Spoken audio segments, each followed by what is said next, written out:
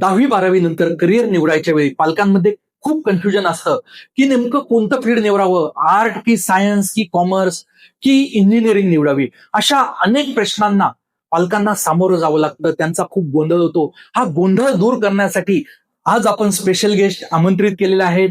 Shabnam धुप्पड Hardwani ma'am या first attempt मध्ये CA pass out झालेल्या असून उडान नावाची त्यांची एक संस्था आहे जी शेकडो विद्यार्थ्यांना मार्गदर्शन करण्याचं काम करते. 13 वर्षापेक्षा जास्त काळापासून त्या विविध ट्रेनिंग घेत आहेत. उडान सॉफ्ट स्किल ट्रेनिंग इन्स्टिट्यूट, त्याचबरोबर 3,000 पेक्षा जास्त विद्यार्थ्यांना करिअर गायडन्स त्यांनी केलेलं असून नॅशनल अवॉर्ड विनर देखील त्या आहेत. डिस्ट्रिक्ट टॉपर असून त्यांनी सर्टिफाईड सॉफ्ट स्किल व कॉर्पोरेट ट्रेनर तसेच ICAIच्या WIRC मधील फायनान्शियल मार्केट समितीच्या सदस्य देखील आहेत. तर आज आपण जाणून घेणार आहोत की नेमकं पालकांचा संभ्रम का होतो, करिअर निवडताना नेमकं कोणत्या गोष्टी आपण शोधल्या पाहिजे आणि आपल्यासाठी कोणतं क्षेत्र योग्य आहे. अशा अनेक प्रश्नांची उत्तर आपण मॅम कडून जाणून घेणार आहोत. मॅम, पुन्हा एकदा आपलं स्टुडिओमध्ये स्वागत आहे. थँक्यू धन्यवाद.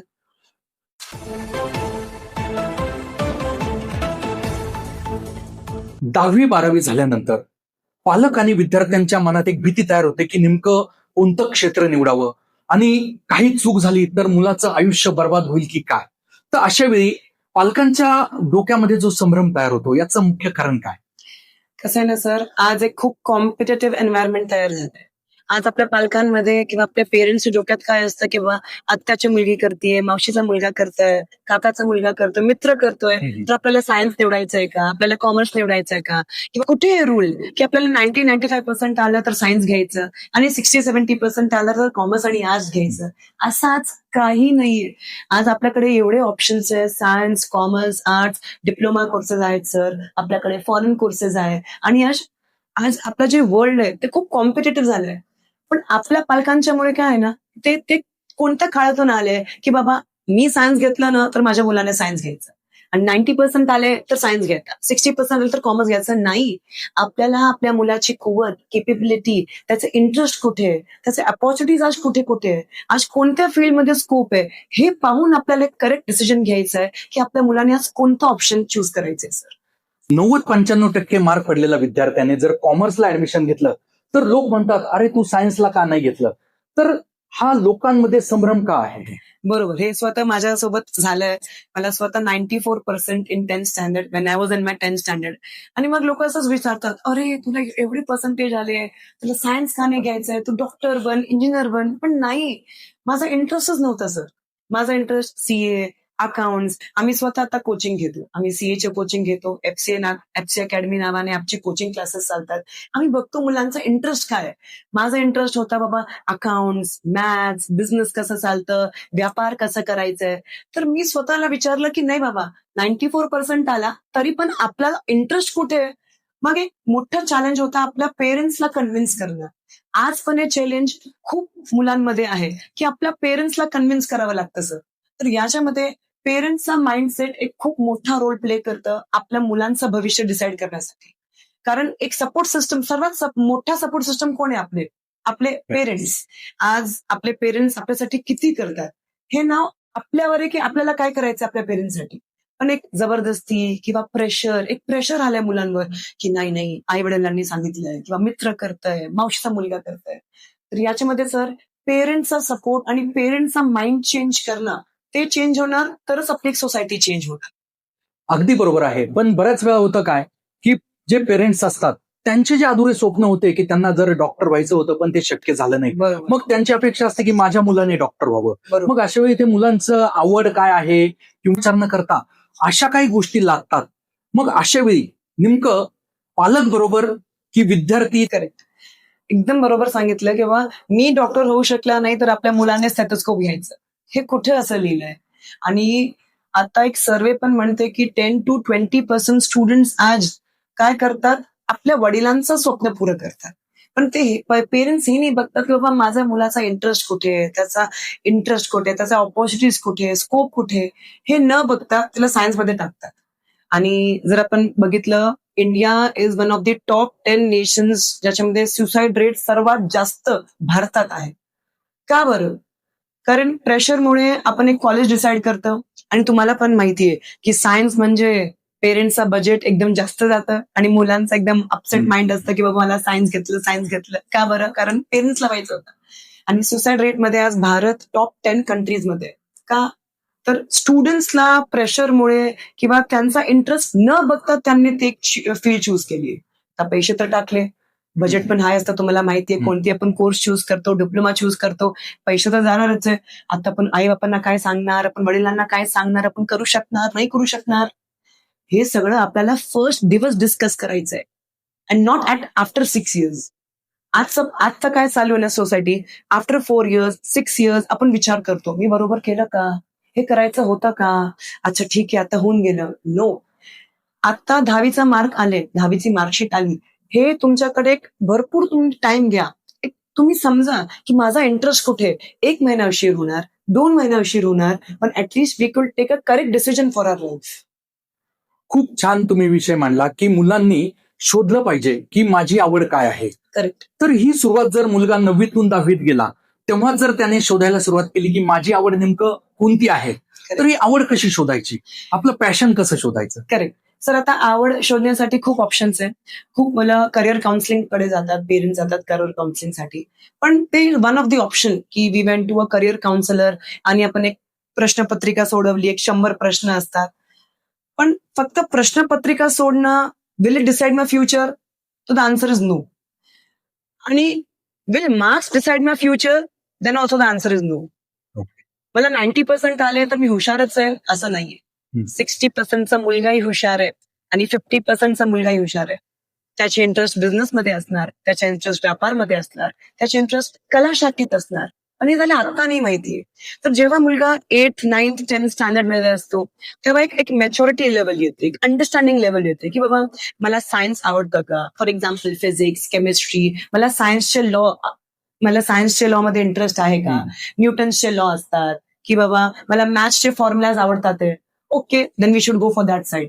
नाही, मला आज ना नॉट ओनली सिंगिंग, ड्रॉइंग, लोकांना वाटतंय की आर्ट्स म्हणजे singing and drawing. No, today singing, drawing is just एक फार छोटे कमी ऑप्शन्स आहेत. टुडे व्हिडिओग्राफी, एडिटिंग, इमेज, हे सगळं कुठे ना कुठे वर्ल्ड आता जग आपला कुठे ना कुठे पोहोचलाय with the help of AI, if you talk about artificial intelligence.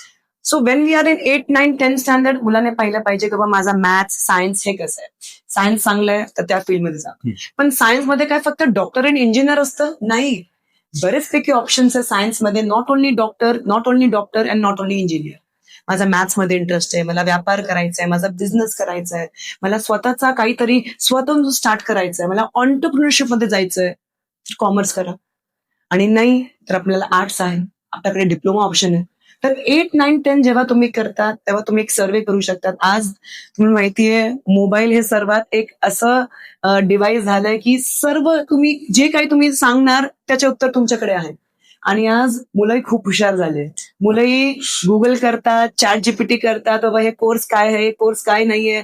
मुलं पेरेंट्सला सांगतात की हो मला हे करायचं that is the correct option. पेरेंट्सनी मुलांना नाही सांगायचं, मुलांनी पेरेंट्सला सांगायचंय की बाबा हे मला हे करायचंय, हे त्याची एलिजिबिलिटी आहे, इतके वर्ष लागणार आहे, इतका खर्च लागणार आहे, मला हे करायचंच आहे. जेव्हा त्याच्या मनापासून येणार ना तेव्हा तो सक्सेस होणार. आज पालकांना जरी काही मोबाईलमध्ये अडचणी आल्या तरी लहान मुलांना ते विचारतात की अरे बाबा हे कसं आहे. मुलं इतके हुशार झालेत पण करिअर निवडीच्या बाबतीत 15-16 वयामध्ये त्यांचं हवी तेवढी समज नसते. मग अशा वेळी त्या मुलांनी कुणाचं मार्गदर्शन घ्यावं. एक तर त्यांचे टीचर्स आहेत, स्कूलमध्ये टीचर्स असतील किंवा कोणी करिअर काउन्सिलर आहे, किंवा जर मला सायन्समध्ये जायचंय तर मी एक डॉक्टरकडे जाणार. प्रत्येक घरात एक डॉक्टर असतो, प्रत्येक घरात एक सीए असतो. एक सीए कडे गेले तर आपल्याला पूर्ण कॉमर्सची माहिती भेटते, एक डॉक्टरकडे गेले आपल्याला पूर्ण सायन्सची माहिती भेटते. आणि आम्ही मुलांना काय सांगतो ना की जर माझा सायन्समध्ये इंटरेस्ट आहे, you just go for science, you don't decide what you have to do, you just start. तुम्ही स्टार्ट करा. 11वी 12वी त्याच्यामध्ये तुम्हाला तुमचं जे माइंड आहे ते डेव्हलप होतो की ओके हे पण कोर्स आहे का, ओके फिजिओथेरपिस्ट पण कोर्स आहे का, ओके डायटिशियन पण कोर्स आहे का, हे तर मला माहितच नव्हता. मला वाटत आहे की फक्त इंजिनियर आहे किंवा डॉक्टर आहे. तर आम्ही मुलांना काय सांगतो किंवा एक तुमचे जे टीचर असणार किंवा तुमच्या क्लासेसचे टीचर आहे, कॉलेजचे टीचर आहे, किंवा तुमच्या सोसायटीमध्ये तुमच्या एरियामध्ये कोणी राहतो ज्याने ते कोर्स केलाय, तुम्ही त्यांच्याकडे जावा. ओके, जर तुमचं ठरलं की बाबा मला कॉमर्सला जायचंय, don't decide on the right first day की मला कॉमर्समध्ये काय करायचंय. 2 वर्ष तुम्ही द्या की तुम्ही काय काय करू शकतात. कॉमर्सचे सगळे ऑप्शन्स तुम्ही बघा. आज 2 नाही 50 ऑप्शन्स आहे प्रत्येक फील्डमध्ये, in science, commerce, arts, diploma. आणि याच्या ऐवजी लोक क्रिएटिव्हिटीमध्ये जातात. व्हिडिओग्राफी आज एक मी म्हणू तर आज तुम्ही कोणत्याही प्रोफेशन मध्ये जाणार एक व्हिडिओग्राफर तुम्हाला वाटतो. रील्स, आज रील स्टार्स आहे, इन्फ्लुएन्सर्स आहे, आज यांचा स्कोपही वाढलाय. यांना पण नाही मत होतं की बाबा हेच फील्ड पण एवढी मोठी आहे. बरं. तर जेव्हा आपण म्हणतो की बाबा तुम्हाला गायडन्स घ्यायचं आहे, येस, कोणत्या सिनियरचा तुम्हाला गायडन्स घ्यायचा आहे, ते शिक्षक होऊ शकतात, टीचर होऊ शकतात, किंवा जे स्वतः ते फील्डमध्ये, एक फॅमिली डॉक्टर असतो, एक फॅमिलीचा सीए असतो, किंवा स्कूल्स, कॉलेजेस, आपण करिअर गायडन्सचे सेशन्स अटेंड करू शकतात, करिअर गायडन्सचे सेमिनार अटेंड करू शकतात. आणि मग एक फक्त फील्ड चूज करा. फील्ड चूज केली तर मुलांना अजून 2 वर्ष भेटतात हे डिसाईड करण्यासाठी की 11वी-12वी नंतर आपल्याला काय करायचं आहे. तेव्हा एक मुलं डिसाईड करू शकतात, कारण घाई नाही करायची आपल्याला. एक रॉंग स्टेप तुमचे पुढचे 6-8 वर्ष रॉंग जाऊ शकतात. आणि आम्ही मुलांना तेच सांगतो, हे आता तुमचा बेस आहे. 11वी-12वी जर तुम्ही बेस स्ट्रॉंग केलं तर बिल्डिंग स्ट्रॉंग होणार, आणि जर 11वी-12वीचं बेस चुकलं तर बिल्डिंग चुकणार. करिअर निवडताना पालकांनी आवड जर पाहायचा प्रयत्न केला तर मग भविष्यात इन्कम किती होणार आहे, तर ही गोष्ट तितकीच महत्वाची. करेक्ट. मग याचा शोध नेमका कसा घ्यायचा, की अमुक जर कोर्स केला तर याला कितीचं पॅकेज मिळू शकतं, किंवा व्यवसायात जर गेला तर तो 2 वर्षानंतर मंथली किती कमवू शकतो, तर याचा शोध Correct. पालकांनी कसा घ्यायचा. सर एक मी तुम्हाला सांगू ना, स्कोप आणि अपॉर्च्युनिटीज मुलाच्या हातामध्ये असते. ओके. कोणत्याही फील्डमध्ये तुम्ही जाणार तर स्कोप किती आहे, अपॉर्च्युनिटीज किती आहे. त्याच कोर्सला त्याच मुलाला एकाला 20,000 भेटते आणि एकाला 1,00,000 भेटते. तर का? कॉलेज पण सेम होतं, अगदी. मार्क्स सेम होते, टीचर्स सेम होते, शिक्षण सेम झाला, पण एक पास होतंय, एक नापास होतंय. एकाला MNC मध्ये जॉब लागला, पण एकाला छोट्या कंपनीमध्ये जॉब लागला. पण का? तर एक स्वतःमध्ये एक प्रश्न येतो की का बाबा असं का झालं. आमचं शिक्षण सेम होतं, आपले टीचर्स सेम होते, आपलं एज्युकेशन सेम होतं, आपण पैसे पण सेम भरले.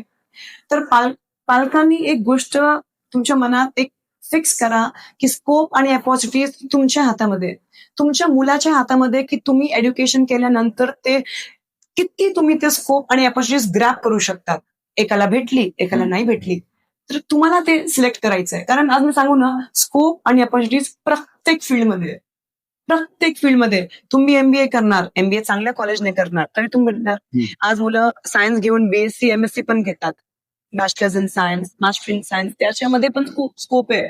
आपल्याला माहित नाहीये, आपल्याला त्याच्या करेक्ट दिशा नाही माहिती की आपल्याला कुठे जायचंय. तर ते कम्पॅरिझन येते. त्याने पण तेच कोर्स केलं, मी पण तेच कोर्स केलं, त्याला चांगली पगार भेटते, मला चांगली पगार नाही भेटते.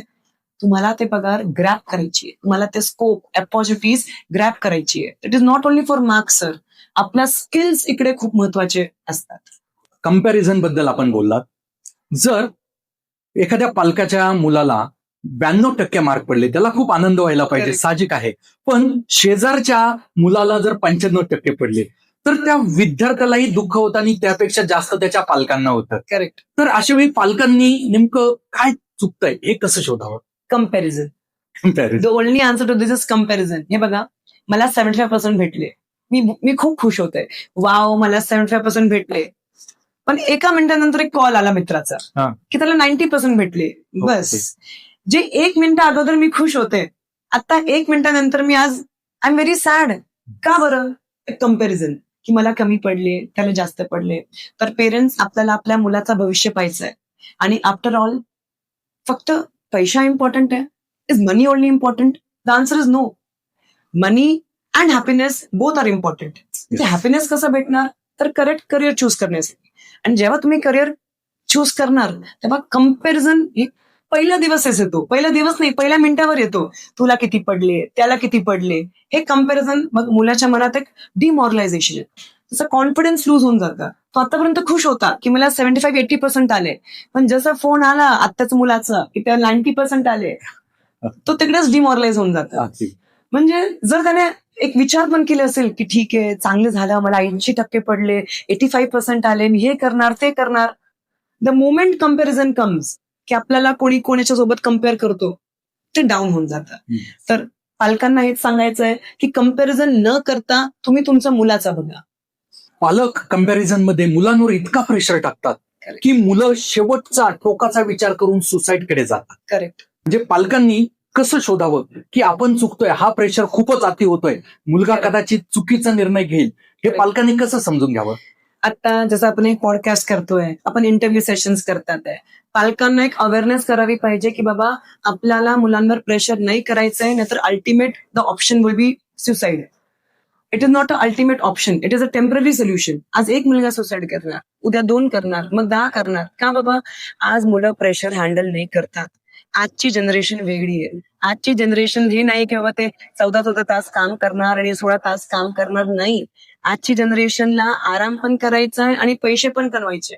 आणि यावेळी जेव्हा तुम्ही त्यांना प्रेशर टाकतात ना, इट लीड्स टू डिझास्टर, किंवा ते इलिगल ऍक्टिव्हिटीज मध्ये येतात, किंवा ते असे काही ऍक्टिव्हिटीज मध्ये येतात, कामामध्ये येतात, ते ज्यांनी नाही करायचं आहे. आणि बट ऑब्वियस एक प्रेशर आहे, तर पैशाचं पण प्रेशर आहे, तर मुलाला पण वाटतं की पैसे कुठून आणायचे, तर तो पण असे ऍक्टिव्हिटीज मध्ये मग इन्व्हॉल्व्ह होतो, ज्याच्यामध्ये त्याने इन्व्हॉल्व्ह नाही होलं पाहिजे. आणि याच्यामध्ये सतर्क आणि अलर्टनेस आपल्या पेरेंट्सला व्हायला पाहिजे की नाही बाबा, आपल्याला प्रेशर न करता आपल्या मुलाला समजून घ्यावं. दिवसभर डेली आपलं आता काय झालं ना, एक कॉन्व्हर्सेशन गॅप झालाय, कम्युनिकेशन गॅप झालाय मुलांना आणि पेरेंट्स मध्ये, की ठीक आहे ना मुलं करतात, नाही रोज विचारा आज काय झालं काय नाही झालं. तर ते स्टुडंट्स एक फ्रीली होऊन, फ्रँकली होऊन आपल्या पेरेंट्सला सांगणार, पालकांना सांगणार की आज हे झालं, आज ते झालं, आई माझं मन नाहीये, मी चेंज करू का, खरंच मला सायन्स नाही घ्यायचं आहे, खूप प्रेशर होते. हे कधी सांगणार मुलं? जेव्हा ते कम्फर्ट झोन येणार. आणि कम्फर्ट झोन कधी येणार?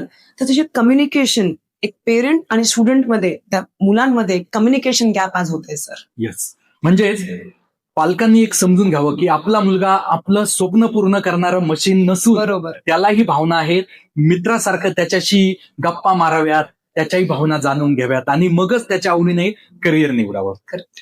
करिअर निवडताना बरेचसे पालक सायन्स म्हणजे हुशार मुलगा म्हणजे सायन्सलाच गेला पाहिजे आणि आर्ट म्हणजे हे कमी मार्काच्या विद्यार्थ्यांचं मार्ग आहे. करेक्ट. तर अशा वेळी आर्ट आणि कॉमर्स मधून काय संधी आहे? करेक्ट. आर्ट्स आणि कॉमर्स मध्ये आपण बोलणार, सायन्सला तर सर्वांना माहितीच आहे, पण science sir not only medical and engineer. Today in medical also there is physiotherapist, there is dietitian, there is nutritionist, there is radiologist. When you go to science, robotic आहे, AI इंटेलिजन्स आहे. पण जेव्हा आपण कॉमर्समध्ये येतो, कॉमर्समध्ये सगळ्यांना वाटतं की CS, CMA हे सर्वात 3 प्रोफेशनल कोर्सेस आहे. आता जर मी तुम्हाला कम्पॅरिझन करू, याला प्रोफेशनल कोर्सेस म्हणतात. कोणाला? CA chartered accountancy, CS company secretary, CMA cost and management accounting. काय याला प्रोफेशनल कोर्सेस म्हणतात? हे कोर्सेस पूर्ण देशात सेम पॅटर्नने चालतात. सेम वेळ, same paper, same pattern, same fees, no donation. त्यामुळे याला प्रोफेशनल कोर्सेस म्हणतात. आता प्रोफेशनल म्हणजे काय? की एक डिग्री त्यांना भेटली, की मी एक CA तर एक डिग्री आहे माझ्याकडे, तर मला एक प्रोफेशनल म्हणतात. आणि सेकंड येतात अकॅडमिक कोर्सेस. एक असतात प्रोफेशनल कोर्सेस आणि एक असतात अकॅडमिक कोर्सेस. आता अकॅडमिक कोर्सेस म्हणजे काय? की तुम्ही एक डिग्री घेतली, BCom केलं, त्याच्यानंतर MCom, BBA, MBA, BCA, MCA, law केलं आपण, LLBचा कोर्स चालू आहे आणि खूप मुलं LLBच्या स्ट्रीम मध्ये पण जातात आहे. तर हे झालं कॉमर्स. पण is commerce only till here? No. People go for their own business. मला एक ऑन्टरप्रिनर व्हायचं आहे. कोण असतं एक ऑन्टरप्रिनर? जे स्वतःचा बिझनेस स्टार्ट करतो, एक छोट्या कॅपिटलने एक कॅपिटल इकट्ठा करतो आणि मग ते मोठा करून. आज किती लोक आपण पाहतात की ज्यांनी स्वतःचा बिझनेस स्टार्ट केलाय. तर हे कॉमर्सचे वेगवेगळे ऑप्शन्स जे आपल्याकडे आज अवेलेबल आहे. आणि आर्ट्स जर बद्दल आपण बोलतोय की आर्ट्समध्ये काय, आर्ट्समध्ये फक्त ड्रॉइंग, सिंगिंग आणि आर्ट्स असतात, तर तसं नाहीये.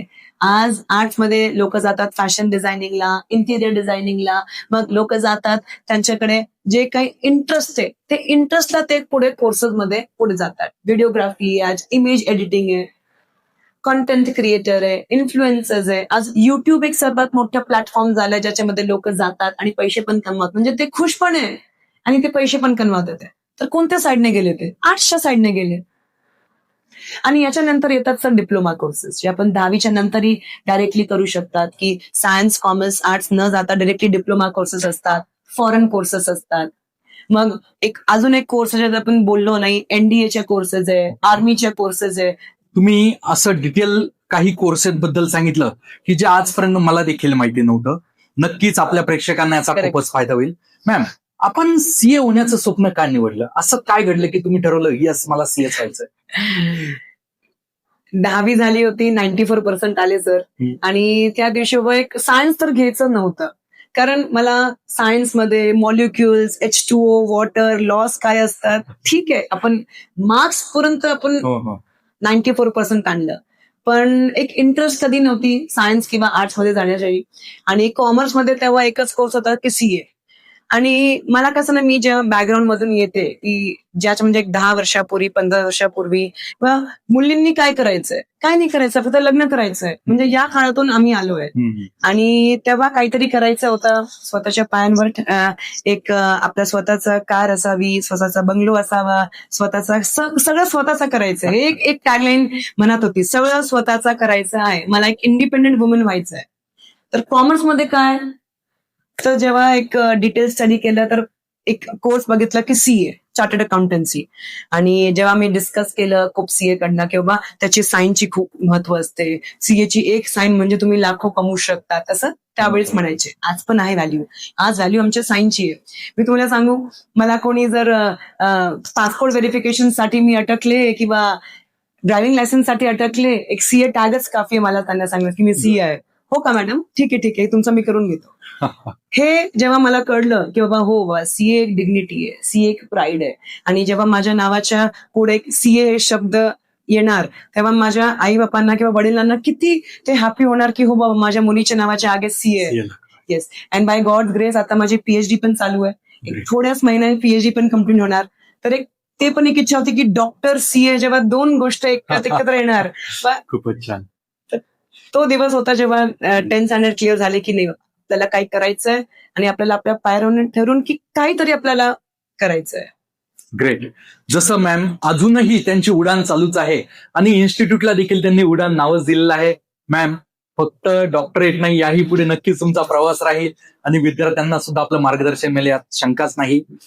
आपण जेव्हा सीएचा प्रवास सुरू केला, सीएचा कोर्स तुम्ही जॉईन केला, तेव्हा असं कुणी भेटलं का की तुझ्याकडून हे होणार नाही, तुम्हाला डॉमिनेट करण्याचा प्रयत्न केला, असं कुणी भेटलं? आणि तेव्हा काय तुमच्या मनावर ते परिणाम आपले रिलेटिव्हच असतात, जवळचेच असतात, जवळचेच असतात, ते आपल्याला डॉमिनेट करतात किंवा कुठून तरी सांगतात ही सीए होणार, ही सीए करणार. तेव्हा मला 94% होते, पण त्यांना असं वाटायचं की नाही, मुलींसाठी नाहीये, तुम्ही काय करणार नगरमध्ये राहून. आणि मी माझं पूर्ण एज्युकेशन अहिल्यानगरमध्ये राहूनच केलंय, असं नाही की मी कोणत्या दुसऱ्या सिटीमध्ये गेले नाही. तर हे ऐकायला भेटतं सर. आणि जेव्हा एक पेरेंट्सला पण हे कानावर पोहोचतो की बाबा आपल्या मुलीला कोणी हे सांगितलं, तर आपल्या मनात अजून एक जिद्द होते की नाही बाबा, आत्ता तर आपल्याला करायचंच आहे आणि आता आपल्याला सीए होऊनच लोकांना दाखवायचंय की हे बाबा, आपल्या नावाच्या पुढे सीए टॅग आलाय. सीए तुम्ही ठरवलं की मला सीए व्हायचंय, तेव्हा तुम्ही तुमच्या पालकांनाही कसं पटवून दिलं की प्लीज मला सीए व्हायचंय, मला सीए करू द्या? ही जिद्द तुम्ही कशी लावून धरली? करेक्ट. तर आमच्या ओळखीचे एक सर होते आणि ते स्वतः सीए आपल्या कॉलेजमध्ये राहायचे. ते मी सांगितलं ना की कसं आपल्या पेरेंट्सला सांगायचं, तर कोणी ना कोणी एक माणूस असतं सर, ते सोसायटीमध्ये असतं, सिटीमध्ये असतं, तो त्या एरियाचा असतं की ते फील्डचं असतं, प्रत्येक घरात असताना कोणी माणूस आहे. तर त्यांना मी बाबांची एक भेट दिली की बाबा तुम्ही यांच्याशी एक चर्चा करा की एक चांगला कोर्स आहे, मुलींपर्यंत करतात आहे आणि खूप नाम डिग्री. आणि आज मी खरंच सांगू, आज माझे आई वडील एवढे खुश आहे की त्यांना सांगतात की हे बघा त्यांची मुलगी सीए, अरे हे बघा सीए शबनम मॅडमचे पप्पा आहे, हे बघा सीए शबनम मॅडमची मम्मी आहे. आणि माझी मम्मी जेव्हा मला कॉलवर सांगते, अरे तुझी स्टुडंट भेटली होती आणि मला असं म्हटली, आप सीए शबनम के मम्मी हो ना, तर मला एवढा आनंद होतो, असं आई बाबा आत्ता सांगतात. पण त्यावेळी त्यांना कळवणं हे चॅलेंज होतं. तर एक सोसायटीमध्ये आपले होते ते स्वतः सीए आहे, त्यांना मी बापांशी चर्चा करून दिली. ग्रेट. सीए फर्स्ट अटेम्प्ट मध्ये आपण पास आउट झाला, रिझल्ट आल्यानंतर तुमच्या फिलिंग काय होत्या? रिझल्ट आल्यानंतर एक top of the world feeling होती, ज्याला आपण क्लाउड 9 म्हणतो. किंवा कळलंच नाही किंवा कसं गेले हे दिवस. म्हणजे 4 वर्ष मी दिले आपल्या करिअरसाठी. मी दरवेळेस मुलांना म्हणते की तुम्ही तुमच्या आयुष्याचे 4 वर्ष द्या, तुम्ही तुमचे पुढचे 40 वर्ष तुमचे सक्सेसफुल राहणार. आणि तुम्ही 12वी नंतर 4 ते 6 वर्ष टाइमपास करा, मग तुम्हाला प्रत्येक वर्ष तुम्ही टाइमपासच करणार. हे 6 वर्ष खूप क्रुशल असते. No mobile phone. हे इंस्टाग्राम, स्नॅपचॅट तर आता आलंय. त्यावेळी तर काही इंस्टाग्राम नव्हतं, काही स्नॅपचॅट नव्हतं आणि 16 आवर्स, 18 आवर्सचा अभ्यास ची गरज आहे सीए कोर्सला. Yes, it requires a dedication of 16 to 18 hours. तरीच तुम्ही ते सीए कोर्स फर्स्ट अटेम्प्ट मध्ये क्लिअर होऊ शकतात. Only and only studies, you and your books. Good. आपण FCA क्लासेसच्या अंतर्गत आदरणीय दरक सर, आपण अनेक विद्यार्थ्यांना मार्गदर्शन करता. आपला रिझल्ट सुद्धा खूप चांगला आहे. तर आज मोबाईलचा वॉच टाइम ऍव्हरेज व्यक्तीचा 5.27 मिनिट आहे, 5 तास 27 मिनिट. तर आपल्या विद्यार्थ्यांना आपण मोबाईल पासून कसं दूर करता? तर जेव्हा क्लासेसमध्ये आपण येतो की क्लासेसमध्ये आम्ही स्ट्रिक्ट केलंय की मोबाईल फोन नाही आणायचा तुम्ही सायलेंटवर ठेवा. खूप खूप खूप म्हणजे अर्जंट आहे तरच तुम्ही तुमच्या पेरेंट्सशी बोला किंवा काही गरजेचं आहे.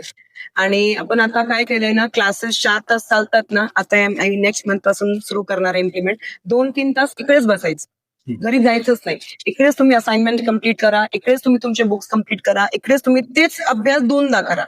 तर मुलाचा अर्धा दिवस इकडे जातात. आणि आम्ही मुलांना आणि पेरेंट्सला पण सांगतो आम्ही की पूर्णपणे तुम्ही मोबाईल बॅन करणार ना, तर एक स्टुडंट आज कसं झालं ना, एक अग्रेसिव्ह झाले. मोबाईल घेतलं. एक तर मोबाईल आमच्या वेळेस असं होतं सर की 11वी-12वी तर मोबाईल नव्हतंच. म्हणजे जोपर्यंत एक डिग्री नाही येते ना, तोपर्यंत मोबाईल हे असं डिव्हाइसच नव्हतं, माहीतच नव्हता. आणि आज कोविड झाला, लॉकडाऊन झाला, तर त्यापासूनच सर्व मुलांकडे आज काय आलाय, मोबाईल फोन. तर आम्ही एक तर सांगतो की मोबाईल क्लासरूम मध्ये आणायचाच नाही. सेकंड, आणलंय तर खूप एकदम इम्पॉर्टंट कॉलसाठी. आणि आपण पेरेंट्सला पण सांगतो की तुम्ही पण एक स्क्रीन टाइमचा रेकॉर्ड ठेवा. आणि हे पेरेंट्स कडनंच आम्हाला सजेशन आलं होतं की एक ऍप येतं, ते ऍप मध्ये आपल्याला सगळं कळतं की आज आपल्या मुलाने दिवसभर कोणते ऍप ओपन केले, काय काय केलं. कारण आज पेरेंट्सला हे पाहण्याची खूप गरज आहे. कारण आपले मुलं कोणत्या दिशेने जातात आहे, कोणत्या ऍपने बघतात आहे, कोणत्या दुसऱ्या इलिगल ऍक्टिव्हिटीमध्ये तर ते त्यांचा इंटरेस्ट तर नाहीये. याच्यामध्ये आम्ही हे पेरेंट्सला पण सांगितलंय. आणि ते ऍप जर त्यांनी डाउनलोड केलं तर आपल्याला बघून येतं की आज माझ्या मुलाने काय काय केलं, किती तास, किती मिनिटं कोणत्या ऍपवर केलं. आणि जर एक मुलाला कळणार की ओके, माझे बाबा रात्री बघणार आहे की आज मी किती तास कोणत्या ऍपवर बसलोय, तर ऑटोमॅटिकली ते जे स्क्रीन टाइम आहे ते कमी होतं. आणि अजून एक आहे की तुम्ही तुमच्या मुलाला आतापासूनच जेवढं अभ्यासामध्ये टाकणार, 6 तास, 8 तास, 10 तास, ऑटोमॅटिकली स्क्रीन टाइम रिड्यूस होणार. टेस्ट वगैरे, युनिट टेस्ट आहे आले आणि ते स्वतःहून आला पाहिजे. हे कसं आहे ना, हे आपला तुम्ही जोर जबरदस्ती करणार, प्रेशर करणार तर मुलं नाही करणार. पण जेव्हा ते स्वतः येणार की नाही आपल्याला करायचंच आहे, आपल्याला काय, आता डॉक्टरच्या कोर्सेस आहे, सायन्समध्ये कोर्सेस आहे, कॉमर्समध्ये कोर्सेस आहे, लोक करतात. तर स्वतःहून आपल्याला ते मोबाईल फोन साईडमध्ये ठेवायचं. असं घडलं का, एखादा मुलगा 40-50% 12वी पास आउट झाला तरी तो सीए झाला? Yes, definitely. आम्ही ऍव्हरेज मुलं बघितले की ती सीए झाले आणि हुशार मुलं पण आपण फेल बघितले. सीए होण्यासाठी काय आवश्यक आहे? हुशारी आवश्यक आहे की आणखी वेगळं काय? No, it is not only your marks, it is how confident and how calm you are during your exam. तुम्ही केवढे शांततेने तुमची परीक्षा लिहितात, किती पेपर तुम्ही कम्प्लीट केलं, किती लॉजिकल तुम्ही अप्लाय केलं. आत्ताही एक 65 वर्षाचे एक माणूस आहे, त्याने सीए कम्प्लीट केलं. 65 वर्षीय माणूस त्याने सीए कम्प्लीट केलं. It has no limit. The age is not, age is just a number. And आम्ही जेव्हा बोलतो की बाबा फक्त बुकिश नॉलेज आहे का, नाही, it is not bookish knowledge. We have to go beyond books. आज तुमचे स्किल्स, तुम्हाला करंट अफेअर्स किती माहिती आहे, आज जगात काय चालू आहे, आणि एक बेसिक लॉजिक्स तुम्हाला लावून ते पेपर तुम्हाला क्रॅक करायचं सर. येस, ऍव्हरेज मुलांनी पण सीए क्लिअर केलं. It is all because of hard work, consistency and determination. आणि काय होतं ना, 90% स्टुडंट काय असतं, एक ओव्हर कॉन्फिडन्स मध्ये असतं. हे तर होणारच आहे, मी तर करणारच आहे. आणि ऑन दी अदर हँड एक 60% स्टुडंटचं काय करतो, नाही आपल्याला काहीतरी करायचं आहे, आपल्याला म्हणजे किती 60% आले, आई बाबा काय म्हणणार, आपल्याला करायचंय. तो हार्डवर्क, डिटर्मिनेशन आणि कन्सिस्टन्सी, आणि तो मग क्लिअर होतो. आजही ग्रामीण भागातील लोकांना सीए म्हणजे काय लक्षात येत नाही, तर सोप्या भाषेत कसं सांगाल? सीए जर मी सांगू तर एक चार्टर्ड अकाउंटन्सी हे फुल फॉर्म तर लोकांना माहितच आहे. जर मी एक सीएचं मेन काम काय असतं, जर तुम्ही एक ऐकलं असेल ऑडिट. आता व्हॉट इज ऑडिट? ऑडिट हे आमची मोनोपोली आहे. मोनोपोली म्हणजे काय, की हे काम फक्त सीए करू शकतो. आता फॉर एक्झाम्पल आपल्या भारतात किती बँक आहे, एक छोटीशी सिटी पहा, किती बँक आहे. तर बँक बरोबर काम करतीये, नाही बरोबर काम करतीये, तर काय सेंट्रल गव्हर्नमेंट, केंद्रीय सरकार प्रत्येक बँकाच्याकडे नाही जाणार. तर प्रत्येक बँकचे किती ब्रांचेस आहे आज आज हजारो ब्रांचेस आहे आपल्या भारतात. तर त्यांची चेकिंग कोण करणार? तर सीए करणार. अच्छा ठीक आहे, बँक्स हे एक ऑप्शन झाला. एक छोटीशी दुकान आहे, एक फुटवेअरची दुकान आहे, त्याची कपड्याची दुकान आहे, किंवा त्याचं शोरूम आहे, गाड्याची दुकान आहे, किराण्याची दुकान आहे. तो बरोबर काम करतोय की नाही भरतोय? त्याने जीएसटी बरोबर भरली की नाही भरली? त्याने टॅक्स बरोबर भरलाय की नाही भरलंय? सगळं काम कसं आहे, कच्चं आहे की पक्का आहे, ब्लॅक आहे की व्हाईट आहे, कसं चेकिंग चालू आहे, बाबा काय करतात आहे, कोण करणार याची चेकिंग? आणि आपल्या आज भारत देशात आपली संख्या एवढी वाढली आहे, पॉप्युलेशन एवढी वाढली आहे, बिझनेसेस वाढतात आहे, तर यांची चेकिंग कोण करणार? तर सीए ला हे एक अधिकार दिला आहे, अथॉरिटी दिली आहे की तुम्ही यांची चेकिंग करा. त्याला म्हणतात ऑडिट. त्यांनी टॅक्स बरोबर भरला, जीएसटी बरोबर भरला, हे आपल्याला सरकारला सांगायचंय की बरोबर व्यवस्थित चालू आहे की नाही चालू आहे. टॅक्स नाही भरलाय तर ठीक आहे, टॅक्स भरा. कारण केंद्रीय सरकार प्रत्येक शॉपमध्ये तर नाही येऊ शकते, तर त्यामुळे एक वेगवेगळे कोर्स बनवले आणि त्याच्यामध्ये एक कोर्स आहे सीए. त्याच्यात फायनान्स एक मोठा काम आहे, फायनान्स आहे. फायनान्स सांगा, बँकिंग सांगा, ऑडिट सांगा. ऑडिट तर मोनोपोली आहे. मोनोपोली म्हणजे ते फक्त सीएच करू शकतात आणि अजून कोणी नाही करू शकत. सीए करायचं म्हणजे शहरातलाच मुलगा पाहिजे आणि इंग्लिशच छान पाहिजे, हे बंधनकारक आहे का? बिलकुल नाही, अजिबात नाही. आमच्या इकडे म्हणजे गावाचे मुले 50 to 60% गावाकडनं मुले येतात. राहुरी, श्रीरामपूर, संगमनेर, शिरूरची पण मुले आता आली. आणि आम्ही असं बघतो की ते जास्त हार्डवर्किंग असतात सिटीच्या मुलांपेक्षा, कारण त्यांना करण्याची एक इच्छा असते आणि त्यांच्यासाठी एक सगळं नवीन असतं. त्यांना वाटतं की आपल्याला पण करायचं. तर असं काही नाहीये सर की फक्त सिटीचाच आपल्याला एक एन्व्हायरमेंट पाहिजे, नाही. इनफॅक्ट ग्रामीण भागातले लोक आज पुढे गेले. बहुतेक सीए हे एकतर ब्राह्मण फॅमिलीतून आहे किंवा जैन, पंजाबी या फॅमिलीतून आहे. तर या व्यतिरिक्त ग्रामीण भागातील इतर मुलं सुद्धा, यांच्यासाठी सुद्धा सीए होणं शक्य आहे का? येस, ते होऊ शकतात. आज कसं आहे ना सर, मला असं वाटतं अवेअरनेस खूप कमी आहे ग्रामीण भागातील. तुम्ही जसं म्हटलं की हे लोक सीए होतात आणि हे लोक सीए नाही होतात, कारण त्यांना अवेअरनेस नाहीये.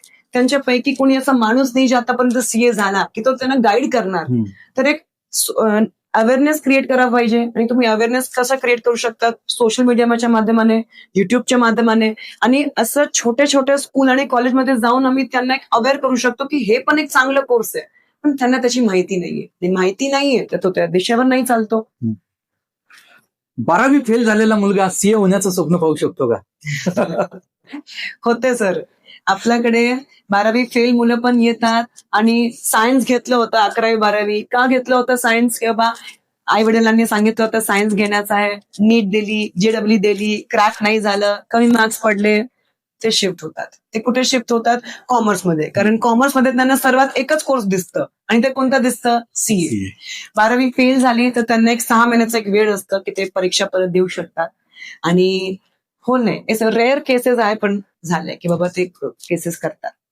सीएचा पासिंग रेशो कमी आहे. जर खूप वेळा अटेम्प्ट देऊन सुद्धा पास आउट नाही झाला तर त्याला वेगळे पर्याय काय आहे? येस, ऑलवेज रिमेंबर, आपल्याकडे प्लॅन बी पाहिजे. आणि आपण मुलांना पण सांगतो की ठीक आहे, आता तुम्ही प्लॅन ए ने चला, पण एक प्लॅन बी तुमच्याकडे पाहिजेच. आणि what is the plan B? First म्हणजे जे पण आता सीएचे जे कोर्सेस करतात, सीए ना मला पूर्ण नॉलेज देतो. जर तुम्ही सीए पास नाही झाले पण तुम्हाला एवढं नॉलेज भेटणार जे कोणत्या दुसऱ्या कोर्समध्ये नाहीये. First plan B can be, you can go for LLB, LLM, that is law course. खूप मुलं MBA करतात, म्हणजे MBAची एंट्रन्स एक्झाम करतात, IIM साठी प्रयत्न करतात, IP मॅटची परीक्षा देतात आणि मग ते चांगल्या MBAच्या कॉलेज करतात आणि मग yes, they also have a very good package. तो plan B always should be there. So खूप मुलं किंवा जातात LLB लॉ साठी किंवा MBA साठी किंवा एक स्टार्टअप. आज एक नवीनच गोष्ट आपल्या सोसायटीमध्ये आली आहे, स्टार्टअप, की मला स्वतःचा स्टार्टअप करायचंय. व्हेरी गुड, तुम्ही स्वतःचा स्टार्टअप करा, पण हे तर बघा की क्या तर स्टार्टअप मध्ये अपॉर्च्युनिटीज आहे, स्कोप आहे. जे मी प्रोडक्ट आणतोय ते प्रोडक्ट चालणार नाही चालणार, कॅपिटल इकट्ठा करतात आणि मग स्टार्टअप करतात किंवा बिझनेस मध्ये जातात. हे एक प्लॅन बी आज मुलांकडे आहे की सीए नाही झाला तर काय करायचं आहे. अनेक मुलं 10वी 12वी पास आउट झालं की मित्राने एखाद्या शाखेत ऍडमिशन घेतलं की तोही त्याच्या मागे जातो. तर हा त्याचा एक निर्णय त्याच्या आयुष्याला खूप घातक ठरू शकतो का? करेक्ट. ऑब्व्हियसली की आजचा एक निर्णय त्याचं पूर्ण भविष्य डिसाईड करणार. आजचा चुकीचा डिसिजन त्याचं पूर्ण वर्ष डिसाईड करणार आहे की तो काय करणार आहे काय नाही. आणि जसं तुम्ही सांगितलं की बाबा आज मित्र जाते त्या शाखेत तर मला जायचंय, तर हे खूप रॉंग आहे. आपल्याला आपला इंटरेस्ट पाहायचा आहे, आपल्या फायनान्शियल पोझिशन पण पाहिजे की आपण बाबा ते करू शकतात नाही करू शकतात. बिकॉज माझा मित्र जात आणि आपला तिथे जायचंय हे खूप रॉंग आहे सर. तर आपल्याला ते पण पाहायचं आहे. आणि आज पण बरेच काही ऑप्शन्स आहे, कोर्सेस आहे, तर तुम्ही तुमचा इंटरेस्ट पहा ना की मित्र कुठे जाते ते पहा. सीए केल्यानंतर जॉब करणं योग्य की स्वतःचं ऑफिस करून कन्सल्टिंग करणं जास्त योग्य? करेक्ट. जेव्हा आपण सीए मध्ये येतो तर एक 2 ऑप्शन येतात की एक जॉब, एक प्रॅक्टिस आणि सर मी सांगते तिसरा बिझनेस. असे खूप CA, Kumar Mangalam Birla, a chartered accountant by profession, त्यांनी कॉमर्स घेऊन त्यांनी सीए केलंय आणि आज स्वतःचा बिर्ला एम्पायर क्रिएट केलंय. तर जॉब, प्रॅक्टिस आणि बिझनेस आपण असं म्हणू शकतो 3 एव्हेन्यूज आहे आपल्याकडे. तर हे बघा सगळ्यांचा एक इंटरेस्ट वेगवेगळा असतो. जर मला कोणाच्या अंडर काम करायचं आहे किंवा एक असतं की बाबा नाही मला माझ्या सिटीमध्ये राहायचंय, मला माझ्या फॅमिलीच्या सोबतच राहायचंय, तर मी स्वतःचं ऑफिस टाकणार. पण जर आपल्याला वाटतं की नाही आपल्याला एमएनसी मध्ये जायचंय, बिग 4 कंपनीमध्ये जायचंय, आपल्याकडे बिग 4 कंपनीज आहे. प्रत्येक जेव्हा जे मुलगा सीए मध्ये येतात त्याची एक इच्छा असते की मला आर्टिकलशिप करायची, तर कुठे करायची? बिग 4 मध्ये. डेलॉइट्स, पीडब्ल्यूसी, अर्नेस्ट अँड यंग, केपीएमजी असे 4 बिग 4 कंपनीज आहे, ज्याच्यामध्ये प्रत्येक सीए स्टुडंटचं एक स्वप्न असतं की हा बाबा मला कधीतरी किंवा आर्टिकलशिप किंवा जॉब कुठे लागली पाहिजे? बिग 4. तर जर बिग 4 मध्ये जॉब लागली आहे तर लाईफ सेट आहे, तर काही हरकत नाही. पण जॉब मध्ये कसं असतं ना सर, आपल्याला एक एरिया डिसाईड करायची लागते, त्याला नीच एरिया म्हणतो. एरिया म्हणजे काय? ऑडिट तर फक्त तो ऑडिट करणार, टॅक्स तर तो फक्त टॅक्स करणार, जीएसटी तो फक्त जीएसटी करणार, बँकिंग तो फक्त बँकिंग करणार, तो सगळं नाही करू शकतो. आणि जेव्हा आपण प्रॅक्टिसचा बोलतो तर प्रॅक्टिसमध्ये मल्टिपल एव्हेन्यूज आहे, तुम्हाला सगळं करावं लागतं. त्याच्यामध्ये ऑप्शन नाहीये, you have to do everything जेव्हा आपण प्रॅक्टिसचा बोलतो. पण जॉबमध्ये आपल्याला एक एरिया डिसाईड करायला पाहिजे. आणि जर मला एक बिग 4 भेटत असेल तर सीए स्टुडंटला बिग 4 म्हणजे त्याच्यासाठी एक खूप चांगलं एव्हेन्यू आहे. बिग 4 बद्दल आपण एवढं काय बोलता, मग आपलंही स्वप्न होतं का बिग 4 मध्ये जॉईन व्हावं? होतं सर, पण कसं आहे ना, एक 10-15 वर्षापूर्वीचं एक जे सिनॅरिओ सोसायटीचं ते खूप वेगळं होतं. म्हणजे पुणे जाणं, मुंबई जाणं हे म्हणजे एक आईंना किंवा वडिलांना त्यांना कन्व्हिन्स करणं की बाबा पुण्याला पाठवा किंवा मुंबईला पाठवा. बट आज आपण बघतो आज काही नाहीये. आज जनरेशन खूप चेंज झालंय, पेरेंट्स चेंज झाले, माइंडसेट चेंज झालंय आणि पुणे मुंबईचा कल्चर नगरमध्ये येतात आहे किंवा आपल्या सिटीमध्ये येतात आहे जेव्हा आपण बोलतो. पण एक 15 वर्षापूर्वी असं नव्हतं. पण आज मी म्हणते मुलांना की बाबा जावा तुम्ही, the sky is the limit. आज तुम्ही काय काय शिकू शकता, काय काय अपॉर्च्युनिटीज आहे, काय काय एव्हेन्यूज आहे. जेव्हा तुम्ही घराबाहेर पडणार नाही तर तुम्ही कसं करणार की काय काय ऑप्शन्स आहेत तुमच्यासाठी. सीए पास आउट झाल्यानंतर विदेशात किती संधी आहे? In foreign countries we have Dubai आहे, युएई, कतार, याच्यामध्ये खूप खूप खूप अपॉर्च्युनिटीज आहेत आणि त्यांना सीएची गरज आहे. आपला भारतातील आपल्या नगरमध्ये किती लोक आहे जे बाहेर गेले आणि ते बाहेरून जॉब करतात सीए होण्यानंतर. आणि अजून एक कोर्सेस जर त्याला सीपीए म्हणतात, सीएफए म्हणतात, की आपण बाहेरच्या कंट्रीचा पण सीए होऊ शकतात त्या एक्झाम देण्यानंतर. तर yes, it has a lot of opportunities in foreign areas. आपण थोडंसं पुन्हा 10वी-12वीच्या विद्यार्थ्यांकडे येऊया. आजच्या काळामध्ये करिअर निवडताना कौशल्य म्हणजे स्किल्स सुद्धा तितक्याच महत्वाच्या आहेत. ऍब्सोल्युटली.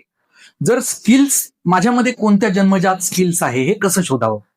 स्किल्स आता वेगवेगळे असतात. आता आम्ही बघतो की आजचा एक एआय काळ आहे आपला. इन टुडेज एआय वर्ल्ड आपण बघतो की फक्त मार्कशीट इम्पॉर्टंट आहे का? नाही. आपण इंटरव्ह्यू मध्ये पण जातो ना, तर तुमची मार्कशीट तर तुमचं बघणार आहे, पण तुमचे स्किल्स कोणते कोणते, तुम्ही कसं बसलाय, तुम्ही कसं बोलतात, तुम्ही किती कॉन्फिडंट आहे, तुम्हाला किती स्टेज डेअरिंग आहे, हे सगळं आज ते पाहतात. करंट अफेअर्स पण त्यांना प्रश्न विचारले जातात. तर हे काय आहे? हे तुमचे जे स्किल्स आहे ते तुम्हाला डेव्हलप करायचे. सर एक असतं ते स्किल्स आहे ना, आपण जेव्हा first standard, second standard, third standard तेव्हापासूनच आपले स्किल डेव्हलप होतात. पण असं नाहीये की प्रत्येक माणसात ते स्किल डेव्हलप होऊ शकतं. ते स्किल्स डेव्हलप पण करावे लागतात. त्याचे पण कोर्सेस चालतात. आपण घेतो courses, skill development course, personal development, soft skills course. तर ते खूप महत्वाचं आहे, कारण जेव्हा आपण एक इंटरव्ह्यू मध्ये बसलोय ते झालं जॉबसाठी, आणि जेव्हा मी स्वतःचा बिझनेस करते तर आपल्याला मीटिंग करावी लागते. आपल्याला एक बोर्ड रूम मध्ये आपल्याला काही डील क्रॅक करायची आहे, तर तुम्ही कसं बोलता, तुम्ही कसं वागता, तुम्ही कसं बसले, तुम्ही कसं बोलणार, तुमचे स्टेज रिंग किती आहे, हे स्किल्स आज खूप इम्पॉर्टंट आहे. And yes, today skills are more important then marks. Marks काय, मी रट्टा मारला, मी पेपर दिला, कधी कधी आता मी बघत आपण पाहतोय की पेपर लीक होतात ते.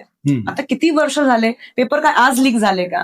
तसं नाहीये, पूर्वीपासून चालू आहे, हे बाहेर आज आलं. तर आपल्याला काय माहिती की ते त्याने कसं पेपर दिले. आपण म्हणतो लॉकडाऊन मध्ये किती ज्यांना डिग्री भेटले, मी कोणत्या कोर्सचं नाव नाही घेते, किती लोकांना डिग्री भेटली. सीए एक असा कोर्स ज्याच्यामध्ये तुम्हाला डिग्री नाही भेटेल, लॉकडाऊन झालं ना तरी पण तुम्हाला पेपर द्यायचाच होता. तर yes sir, skills are very important in this today's world. Apart from marks, today skills are important. तुम्हाला ते स्किल्स तुम्हाला बघायचे की बाबा मला बोलता येते का. एक छोटे छोटे कॉम्पिटिशन्स असतात स्कूलमध्ये पण, आपण त्याच्यामध्ये बघू शकतो की आपल्याला त्याच्यामध्ये स्किल्स आहे का. एज्युकेशन झाला, डिबेट झाला, ग्रुप डिस्कशन झाला, आपल्याला कोणासोबत बोलता येते का, आपल्या इनिशिएटिव्हली आपण काम करतो का, तर काही प्रश्न विचारलं तर आपला हात वरती जातं की नाही जातं, याचे पण कळतं की तुम्ही एक लीडर बनणार की नाही बनणार. आपण असं किती उदाहरणे पण बघितले सर, की थॉमस एडिसन आहे, अल्बर्ट आइन्स्टाईन आहे, स्टीव्ह जॉब्स आहे, आज त्यांनी ऍपल एवढी मोठी कंपनी इस्टॅब्लिश केली आहे. हे सगळे लोक कोण आहे, यांनी कॉलेजमध्ये गेले तर नापास झाले, ते फेलियर झाले, आणि आज ते कुठेच कुठे पोहोचले. We have such great examples. Career निवडल्यानंतर जेव्हा शिक्षण चालू आहे तर त्या दरम्यान विद्यार्थ्यांनी स्वतःमध्ये कोणते स्किल डेव्हलप केले पाहिजे की जेणेकरून इंटरव्ह्यूला गेल्यानंतर तो सहज सिलेक्ट व्हावा. करेक्ट. एक आहे तुमचं बोलणं, that is called as communication. Second is की तुम्ही किती कॉन्फिडंट आहे तिकडे, की मी आय कॉन्टॅक्ट करते, की मी कसं बसलीये, हे बघा मी आपले हात असं ठेवले, हे पण एक कॉन्फिडन्स एक सिम्बल असतं की मी किती आय कॉन्टॅक्ट करून जे मला इंटरव्ह्यू मध्ये प्रश्न विचारतात, एक आय कॉन्टॅक्ट आहे, तुम्ही हात कसे, तुम्ही बसले कसे, तुम्ही तुमचं रेझ्युमे पण कसं दिलंय, ते पण एक इम्पॉर्टंट आहे. आज तुमचं जे रेझ्युमे आहे, ज्याला आपण सीव्ही म्हणतात, ते पण एक खूप महत्वाची गोष्ट आहे, ज्याच्यामध्ये आपण सांगू शकतो की बाबा मी काय काय केलंय. Resume, the way you talk, eye contact, the way I am sitting, माझं पॉस्चर, मी किती कॉन्फिडंटने आन्सर देते, तर मला आन्सर येत नाहीये तरी पण मी त्याचं आन्सर कसं दिलं, त्याचं उत्तर कसं दिलं, मी ते प्रश्न कसं टॅकल केले, हे पण खूप महत्वाचे आहे. तुम्ही तुमच्या विद्यार्थ्यांना तर सॉफ्ट स्किल शिकवता, पण बाहेरच्या काही स्टुडंट्सला जर तुमच्याकडून ज्ञान घ्यायचं असेल त्यासाठी त्यांना कशा पद्धतीने तुम्ही ऍडमिशन देऊ शकता. कसे तर आमचे बॅचेस चालत राहतात. आमचे वर्षभरात बॅचेस आहेत, सॉफ्ट स्किल बॅचेस म्हणतात त्याला, पर्सनल डेव्हलपमेंट म्हणतात, किंवा 1-to-1 करिअर काउन्सिलिंग सेशन आपण घेतो, किंवा 1-to-1 सॉफ्ट स्किल सेशन पण घेतो. आपण एक बॅचची लिमिटेड साईज असते की 25 to 35 मुलांची आपण एक बॅच घेतो. पण कधी कधी काय होतं ना, एक मुलगा आहे तो नाही ऍडजस्ट होणार त्या बॅच मध्ये, तर आपण 1-to-1 बॅच पण घेतो. आपल्या सोशल मीडिया प्लॅटफॉर्मवर आपलं स्वतःचं पेज आहे, उडान सॉफ्ट स्किल ट्रेनिंग इन्स्टिट्यूट मधून. आपल्या युट्यूब मध्ये आपण आपल्या लेक्चर्स टाकतोय, व्हिडिओ रेकॉर्डिंग टाकतोय. या माध्यमातून लोक आपल्याकडून एक कॉन्टॅक्ट करू शकतात, आणि हे तुमच्या लाईफ मध्ये इम्बाईब करा की फक्त marks is not important, you have to develop your skills. तुम्हाला स्किल्स डेव्हलप करायचे, कारण आपण बघतो नाही बघा, आपण म्हणतो की मला यश पाहिजे, तर एक यशस्वी माणूस वेगळे काम नाही करतो. यशस्वी माणूस प्रत्येक काम वेगळे प्रमाणे करतो. आणि जसं आपण लोकांना आपण म्हणतात की don't be a part of crowd. आपल्याला क्राऊडचा हिस्सा नाही बनवायचंय, आपल्याला क्राऊडचा रिझन बनवायचंय. Be the reason of the crowd, की तुमच्या पाठीमागे लोक आले पाहिजे. आणि ते कसं होणार, तर तुमच्यामध्ये काहीतरी युनिक पाहिजे. आणि सर मी सांगू ना, every student is unique, every child is unique. प्रत्येक चाइल्ड मध्ये कोणती ना कोणती गोष्ट असते, ते फक्त आपल्याला एक चेक करायचंय की बाबा ते काय, आणि मग बघा ते क्राऊड तुमच्या पाठीमागे जाणार, तुम्ही क्राऊडच्या पाठीमागे नाही जाणार. पालकांना लक्ष द्या. मॅमने सांगितलं प्रत्येक विद्यार्थ्यात काहीतरी युनिकनेस असतो, काहीतरी वेगळेपण असतं, हे तुम्ही शोधण्याचा प्रयत्न करा. म्हणजे मुलगा त्याची आवड निवड शोधून योग्य ते करिअर निवडू शकतो. यशस्वी माणूस वेगळं काही करत नाही, फक्त रोजचं काम वेगळ्या पद्धतीने करतो. पालकांनी सुद्धा आपल्या विद्यार्थ्याकडे, आपल्या मुलाकडे वेगळ्या पद्धतीने जर पाहिलं तर त्यातल्या स्किल्स काय आहे, त्याची आवड निवड काय आहे, या गोष्टी सुद्धा करिअर निवडण्यासाठी खरंच फायद्याच्या ठरू शकतात. करिअर निवडताना बी प्लॅन पालकांनी कसं निवडावा, की मुलाचं ऍडमिशन तर अमुक अमुक अमुक फील्ड निवडून घेतोय, पण हे जर नाही झालं तर बी प्लॅन त्यांनी कसा निवडावा? आता आपल्या सोसायटीचं असं आहे ना की खूप लोकांचा एक बिझनेस असतं, तर खूप लोकांचा प्लॅन बी असतं बिझनेस, दुकानावर मुलावर टाकायचं. जर एक मुलगा असला तर ते विचार करतात की ठीक आहे बाबा, बरोबर. हे नाही झालं तर आपल्या मुलाला बिझनेस मध्ये टाकून देऊ. मुलींना असं नाहीये. तुम्ही बघितलं असेल, प्लॅन बी बहुतेक मुलांकडे जास्त आहे आणि मुलींकडे कमी आहे कमी का आहे. सर? कारण मुलींना असं वाटतं की बाबा आपल्याला दुकानावर जायचं नाहीये, आपल्याला जे करायचंय तेच करायचंय. पण no, you should always have a plan B, because plan A तुमचा सक्सेस नाही झाला, तुम्ही मेडिकल चूज केली किंवा इंजिनियर चूज केला. आज पण तुम्ही हे बघा, आज एआयच्या काळात एआयच्या मुळे इंजिनियर्स वगैरे सगळ्यांचे जॉबवर खूप अफेक्ट झाले. तर आम्ही लोकांना तेच म्हणतो की आपल्याला एआयच्या सोबत चालायचं आहे. You have to be a friend of AI, तरच तुम्ही तुमच्या बिझनेसमध्ये ते ग्रो करू शकतात. तर जसं तुम्ही मला प्रश्न विचारला, प्लॅन बी आपल्याला पाहिजे. जे पण तुम्ही कोर्समध्ये आहे, जसं सीएचा मी प्लॅन बी तुम्हाला सांगितलं. सीएचा प्लॅन बी असा तुम्ही लॉ मध्ये ऍडमिशन घेऊ शकता, तुम्ही एमबीए मध्ये ऍडमिशन घेऊ शकता. आणि जर मेडिकलची आपण गोष्ट बोलूया, मेडिकल आहे, इंजिनियर आहे, तर तिकडे पण लोक आपण बघतो किती इंजिनियर्स एमबीए करतात. इंजिनियर होण्याच्या नंतर ते काय करतात? एमबीए करतात. तर प्लॅन बी तुम्हाला पाहिजेच. आपण एआय बद्दल बोललात. आम्ही एक लास्ट एपिसोड जो दाखवला तो सुद्धा एआय कलाकारांना संपवणार की काय. करेक्ट. तर याच बरोबर भविष्यात येणाऱ्या 10 वर्षात एआय कोणत्या कोणत्या नोकऱ्या खाऊ शकतं? एआय प्रत्येक फील्डमध्ये येणार आहे. In every field, in every job. आता तुम्हाला ते एआय यूज करायचं, त्याच्या सोबत चालायचंय. की जर माझा एक बिझनेस आहे, माझा किराणाचा बिझनेस आहे, तर मी एआयचा यूज कसं करायचं? की आज आपण बघतो की आज आपल्या सर्व भागात ब्लिंकिट आला आहे किंवा बिग बास्केट आला आहे, तर किराण्याच्या दुकानला एक कॉम्पिटिशन आली आहे. तर आपल्याला काय करायचंय? आपल्याला पण होम डिलिव्हरी सुरू करायची, आपल्याला पण एआय लावायचे आहे. आपले क्लासेस असो, हॉस्पिटल असो किंवा काही शॉप आहे, शोरूम आहे, आपल्याला एआय यूज करून पुढे जायचं आहे. आज एआय मध्ये आपण बघतो किती ना किती व्हिडिओ एडिटिंग असते, इमेज एडिटिंग असते. मला काही स्पीच द्यायचं आहे किंवा आपल्याला काहीतरी करायचं आहे, आपण कोणाशी मदत घेतो? एआय. की बाबा, आणि एआय मध्ये तुम्ही विचारू पण शकतात की बाबा मला असं असं पर्सेंटेज आले, मला सांगा की काय काय ऑप्शन्स आहे. तर तुम्ही एआयला ऍज अ फ्रेंड बनवून त्याच्या सोबत चला. नाहीतर आपल्याला माहिती आहे एआय पुढे जाणार आणि आम्ही कुठेच कुठे राहणार. एआयच्या जमान्यात नोकरी सुरक्षित की व्यवसाय सुरक्षित?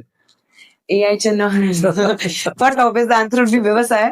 पण व्यवसायामध्ये पण तुम्हाला एआय यूज करावं लागेल. एआय आता तुम्हाला यूज करावंच लागेल, काही ऑप्शनच नाही. It is the need of the hour. म्हणजे एआय आपला दुश्मन नाही, तो आपला नाही. सोबती आहे, त्याला बरोबर घेऊन चाललं पाहिजे. करेक्ट. आता गेले ते दिवस सर, आपण फक्त एमएस वर्ड मध्ये काम करायचो, एमएस एक्सेल मध्ये काम करायचो, पीपीटी मध्ये काम करायचो, कोणाला कॉल करायचो की बा हे करून द्या. आता नाहीये. आता तुम्हाला एआय चे टूल्स, आणि AI is not only chat GPT. AI मध्ये तुमचं पूर्ण बिझनेस तुम्ही ऑनलाईन प्रमाणे कसं तुम्ही एक पुढे घेऊ शकतात, हे पण सगळं एआय मध्ये येतं. आज सोशल मीडियावर आपण बघतो खूप ऍडव्हर्टाईज असतात की घर बसल्या लाखो कमवा, एआयचा वापर शिका किंवा अफिलिएट मार्केटिंग करा. तर विद्यार्थी, शिक्षणाकडे जाणारे विद्यार्थी जे भरकटत आहेत, बरोबर. तर त्यांनी सुद्धा त्यातून अर्निंग चालू करावी की फोकस फक्त अभ्यासाकडे ठेवावा? हे बघा, जर असं असतं ना तर पूर्ण देश करोडपती होऊन गेला असतं की बाबा तुम्ही घरी बसून 5 लाख कमवा, 7 लाख कमवा, 10 लाख कमवा, 1 करोड तुम्हाला जिंकवणार. की तर स्टुडंट्स, तुम्हाला तुमचा फोकस फक्त आता अभ्यास पाहिजे. जसं मी सांगितलं स्टार्टिंगमध्ये पण, 10वी नंतर हे जे 6 वर्ष आहे, हे तुमचा टर्निंग पॉइंट आहे. हे जे 6 वर्ष जर तुम्ही चांगलं केलं ना, तुमची लाईफ सेट आहे. मग जेव्हा तुम्ही 60 वर्षाचे होणार तोपर्यंत तुम्ही सक्सेस आहात.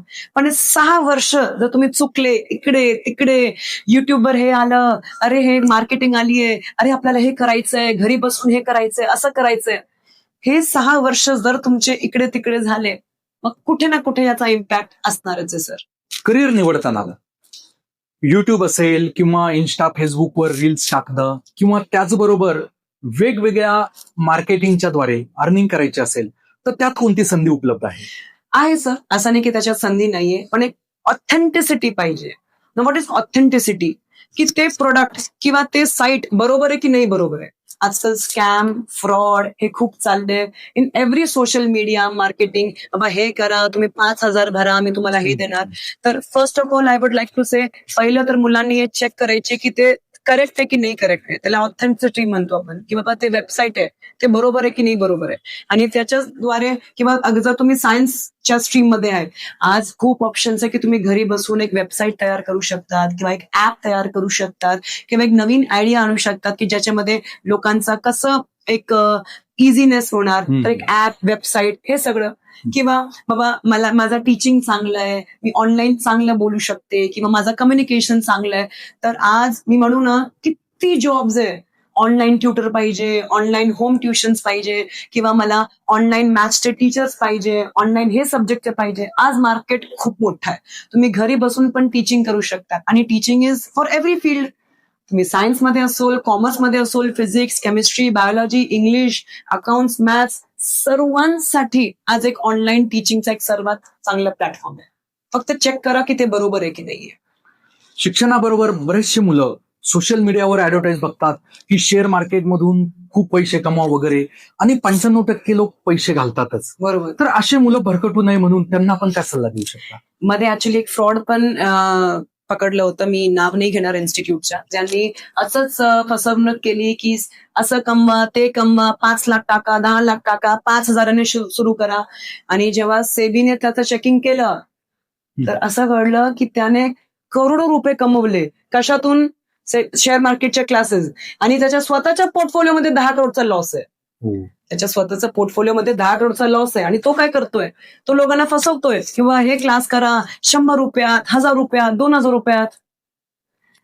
आपल्याला स्किल्स पाहिजे आहे. आणि जर तुम्हाला शेअर मार्केटमध्ये इन्व्हेस्ट करायचंच आहे तर कोणाशी तुम्ही बोला, डिस्कस करा, एखाद्याला विचारा की मी शेअर बाय करू की नाही बाय करू, मी असं क्लासेस करतोय. कारण आज सर स्कॅम्स, फ्रॉड्स खूप जगात चाललंय. आणि हे जे इन्फ्लुएन्सर्स आहे, जे युट्यूबर्स दाखवतात की असं होणार तसं होणार, याच्यामध्ये ते मुलं फसवतात. हे जे इन्फ्लुएन्सर असतात ते असे काही स्वप्न दाखवतात की मुलं आपोआप अट्रॅक्ट होतात Correct. आणि आपली दिशा भरकटतात. Correct. तर ज्या मुलांची दिशा भरकटलेली असेल त्यांनी करिअरकडे पुन्हा कसं यावं? हे बघा, स्टुडंट्स आज जसं मी सांगितलं, तुमचा बेस तुम्हाला आता स्ट्रॉंग करायचंच आहे 11वी-12वी. त्याच्यानंतर तुमचा करिअर चांगलं राहील तर आपलं भविष्य चांगलं राहील. आणि हे बघा, आज 25 वर्ष, 30 वर्ष आपल्या आईबाबांनी आपल्यासाठी केले. आता आपला टर्न आहे की आपण आपल्या आईबाबांसाठी करायचं. तुम्ही एक स्वतः विचार केला, आज तुम्ही तुमच्या वडिलांना विचारतात की 50 रुपये द्या पेट्रोलसाठी, काय तुम्ही 6 वर्षानंतर मागणार की पप्पा मला 50 रुपये द्या पेट्रोलसाठी? तर नाही.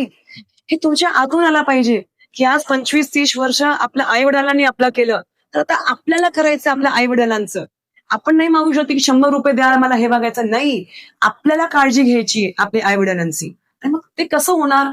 ते तेव्हा होणार जेव्हा तुमच्याकडे पैसे असणार. पैसे कधी असणार? तुमच्याकडे चांगली जॉब, चांगला व्यवसाय, चांगला बिझनेस आहे, चांगली डिग्री आहे, डिग्निटी आहे. आम्ही जिकडे पण जातो लोक म्हणतात की अरे सीए मॅडम आले, ऑटोमॅटिकली ते एक प्राईड येतं माझ्या बाबांच्या चेहऱ्यावर. तर आपल्याला काय करायचंय? आपल्याला करेक्ट करिअर ते तुम्ही स्वतः नाही, आपल्याला फोकस राहायचं आहे. आपल्याला आपल्या करिअरवर फोकस करायचं आहे. चांगली जॉब, चांगला व्यवसाय, चांगले पैसे कमवून आपल्याला आपल्या आई वडिलांचा एक सपोर्ट सिस्टम व्हायचंय. तुम्ही आईवडिलांबद्दल जे काही बोलताय, आईवडिलांचे इतके काही कर्तव्य असतात की जे मुलं भरकटले त्यांनी पुन्हा आपल्या ध्येयाकडे यावं. करेक्ट. पण हॉस्टेल्समध्ये जे मुलं जातात, बाहेरगावी शिक्षणासाठी जातात, मग त्यांना अचानक खूप फ्रीडम भेटतो. करेक्ट. आणि नकळत ते व्यसनाकडे जातात. तर अशा विद्यार्थ्यांनी जागं व्हावं की आपण कुठेतरी चुकतोय, हे कशा पद्धतीने शोधावं आणि पुन्हा त्यांनी योग्य मार्गावर कसं यावं? याच्यामध्ये सर एक पेरेंट्स आपण खूप महत्व रोल आहे की रोजचा कम्युनिकेशन. आता कसं नाही, हे फ्रीडम तर आहेच किंवा मला पुण्याला जायचंय, मुंबईला जायचंय, मला बँगलोरला जायचंय, एक फ्रीडम असते, एक पंख सुटले की आता आपण काही करू शकतात. आता कोण आहे आपल्याला बघण्यासाठी? आई नाहीये, बाबा नाहीये, कोण विचारणार की किती वेळ तुम्ही कुठे होते, काय करत होते, कोणाच्या सोबत होते? तर आपले जे सेल्फ व्हॅल्यूज आहे, जे आपले फॅमिली व्हॅल्यूज असतात ते खूप महत्वाचे. सेकंड, पेरेंट्सनी पण एक रोज कम्युनिकेशन ठेवावं की आज काय केलं, काय झालं, किती अभ्यास केलं, काय करतात आहे. आणि एक कम्युनिकेशन आणि एक ते बॉन्ड जेव्हा तुम्ही मुलांसोबत करतात ना, मुलं सगळी गोष्ट तुमच्याकडनं शेअर करणार. आणि ऑन दी अदर हँड तुम्ही स्ट्रिक्ट राहणार, असं केलं तर हे होणार, मी तुम्हाला घरी बोलवणार. ते स्ट्रिक्टनेस आला ना तर मुलाला काय वाटतंय, आता तर बघा, आता तर मी तेच करणार. कारण आजचा जनरेशन चेंज झालाय. गेले ते दिवस जेव्हा ना आई बाबा एक फटका लावायचं तर काम होणार. आता नाहीये, एक फटका लावला ना जातोय मी घराच्या बाहेर, मला नाही राहायचंय, असं सिस्टम आलाय सर. अचानक पालकाला कळालं की माझा मुलगा ड्रिंक करतोय, स्मोकिंग करतोय. हा शॉक बसल्यानंतर त्या पालकाने मुलाशी कसा अप्रोच करावा, त्याला प्रेमाने समजून सांगावं की 2 फटके देऊन त्याला सांगावं? हे ते जगच नाहीये आता, हे जनरेशनच नाहीये की तुम्ही 2 फटके त्यांना देणार आणि तो बोलणार की ठीक आहे आता मी नाही करणार. तर तुम्ही फटके दिले पण तर नेक्स्ट दिवस तोच करणार आहे. कोणाला माहिती की तो करतोय की नाही करतोय. तर आपल्याला एकतर प्रेमानेच जायचंय, रूट कॉज बघा की बाबा का झालं, कसं झालं, कोणते आपले फ्रेंड्स आहे, फ्रेंड सर्कल आहे आपल्या मुलाच्या सोबत की ज्याच्याने हे होत आहे. Friend circle plays a very important role in career also. In career, in any other activity friend circle हे खूप महत्वाचा रोल प्ले करतो. तर येस, आपल्याला प्रेमानेच आपल्या मुलाला समजायचं आहे. फोनवर नाही, त्याच्याकडे जावं, त्याला बोलावं की अरे मी असं ऐकलं होतं की असं करतोय, त्याचा मुलगा असं ड्रिंक करतोय. मला तर पूर्ण विश्वास आहे की मला मुलगा तर नाही करत असेल ना. हे एक स्ट्रॅटेजी असते की ज्याच्यामध्ये आपण आपल्या मुलांना वाटतं की हा बाबा आपण एक चुकीचा केलं, किंवा त्यांना त्याचे कॉन्सिक्वेन्सेस सांगा की जर तुम्ही असं पकडले गेले, ड्रिंक अँड ड्राईव्ह केलं किंवा बाबा काही पोलीस वगैरे आली तर तुमचं पूर्ण करिअर स्पॉइल होणार, पेपरमध्ये येणार, मीडियामध्ये येणार, पूर्ण पब्लिसिटी तुमची होणार किंवा हे मुलगा ड्रिंक करतो, ड्रिंक अँड ड्राईव्ह करतो. ड्रिंक ड्राईव्हच्या केसमध्ये आपण पण पाहिले काय काय किस्से झाले आपल्या भारत देशात. तर ते प्रेमानेच आपल्याला आपल्या मुलाला समजावं लागेल. तुम्ही जे काही सांगितलं अगदी माझ्या बरोबर घडलेली केस आहे. Okay okay. मी 9वीला असताना स्मोकिंग केली आणि घरी आल्यानंतर मी आईवडिलांशी शेअर केलं की आज मी सिगारेट ओढली. त्यानंतर आई वडिलांचा रिप्लाय जो होता तो इतका पॉझिटिव्ह होता. मला आई म्हणाली की तू आमच्याशी ही गोष्ट शेअर शेअर केली, केली. याचा अर्थ की आमचा तुझ्यावरचा विश्वास आणखी वाढला, Correct. कारण तुला तुझं चांगलं वाईट कळायला लागलंय. Correct. आता आमची जबाबदारी कमी झाली की बरोबर. तुला आज कळालंय की तू कुठे चुकला होता आणि तू आमच्याशी ते व्यक्त केलं. करेक्ट. म्हणजे पालकांचं आणि मुलांचं जो काही संबंध आहे हा मैत्रीचा असणं खूप गरजेचं आहे. करेक्ट करेक्ट आणि यातूनच आपोआप जे मुलं आत्महत्येचा विचार करत असतील करेक्ट ते सुद्धा रिव्हर्स होऊ शकतात. करेक्ट आहे ना. पण ज्या मुलांना खूप प्रेशरमध्ये सध्या ते अनुभवत आहेत आणि पालक त्यांना समजून घेत नाही, तर अशा मुलांनी पालकांशी कसं शेअर करावं?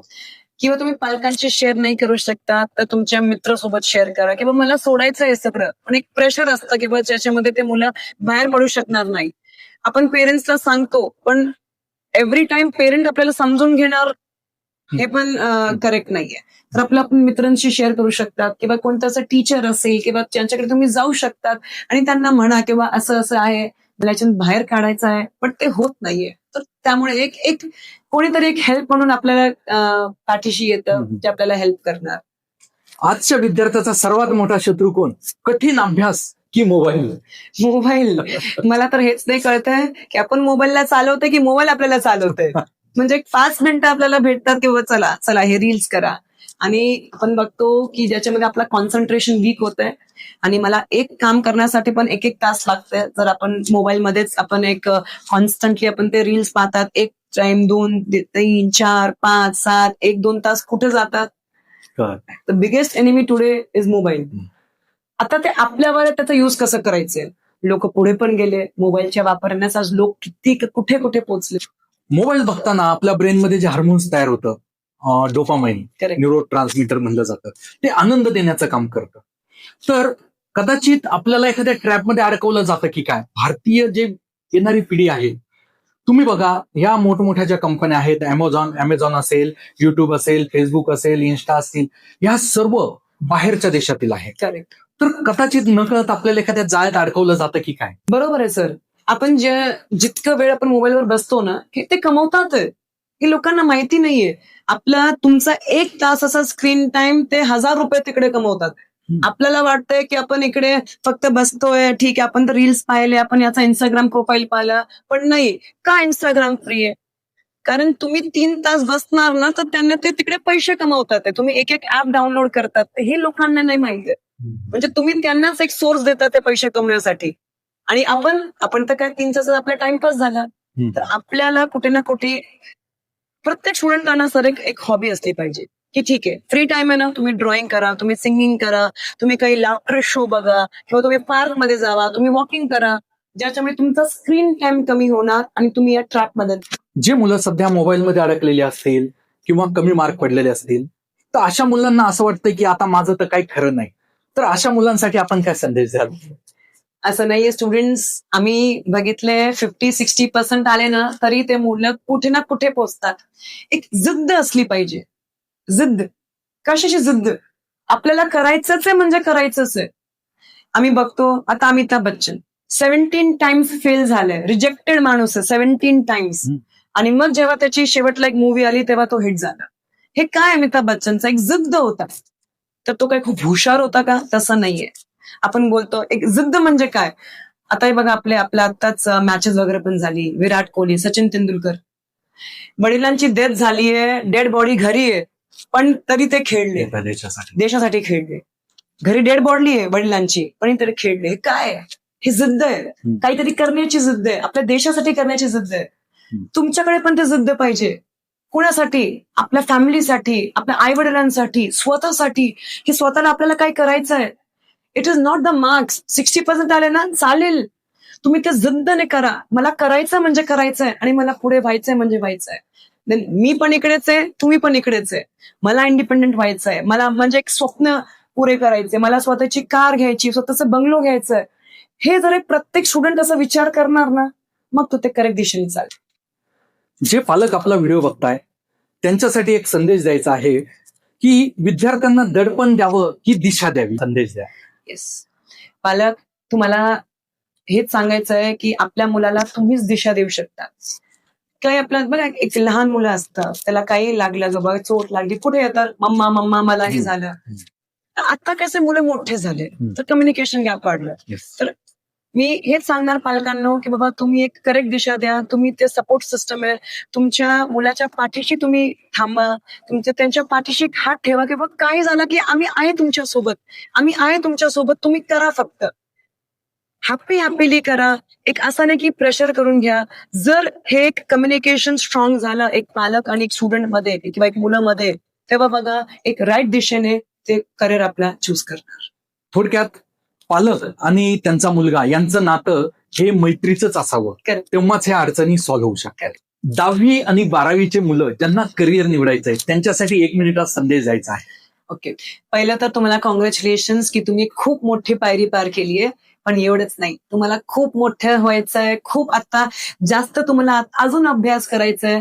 अभ्यास स्वतःसाठी करा, फॅमिलीसाठी करा, करेक्ट करिअर चूज करा, वेळ घ्या, आरामाने करा किंवा माझा इंटरेस्ट कुठे आहे, माझी कुवत काय, माझी एबिलिटी काय, कशामध्ये अपॉर्च्युनिटीज आहे, कशामध्ये स्कोप आहे. यश आपोआपही तुमच्या पाठीमागे येणार. तुम्ही अशा पाठी नाही भागा, यश तुमच्या पाठीमागे येणार. आणि ते कसं होणार? आत्ता एक करेक्ट करिअर तुम्ही चूज करा आणि त्या दिशेने व्हा.